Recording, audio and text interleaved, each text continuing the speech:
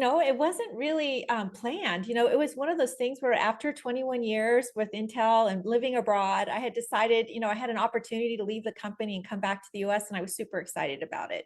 And then everyone thought, oh, you're going to go back to the US and work at Dell or HP or whatever. And I thought, God, that just sounded like Groundhog Day to me. I really want to do something that speaks to my heart.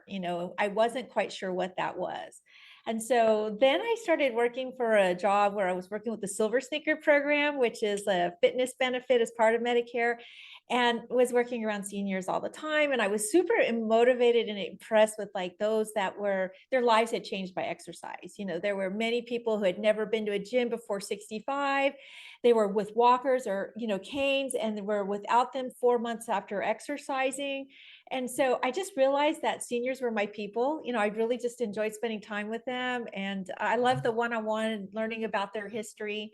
And but still I was kind of doing that corporate job. And then my brother-in-law got sick, and he was living with us, and he had pancreatic cancer. And I knew really very little, if nothing, about Medicare. And I knew he was sick and we needed to take him to the hospital. So I took him to the hospital. My husband was at work, and they're like, he needs to be checked in, and we need to do an MRI and blood work and this and that, but he doesn't have Medicare Part B, which is one of the big parts of Medicare. I now refer to it as the working horse part of Medicare, because here we are in a hospital, and he thought he had hospital coverage, and it bought nothing but basically the bed and a nurse to take your pulse, but basically every invoiced item from the hospital was not covered.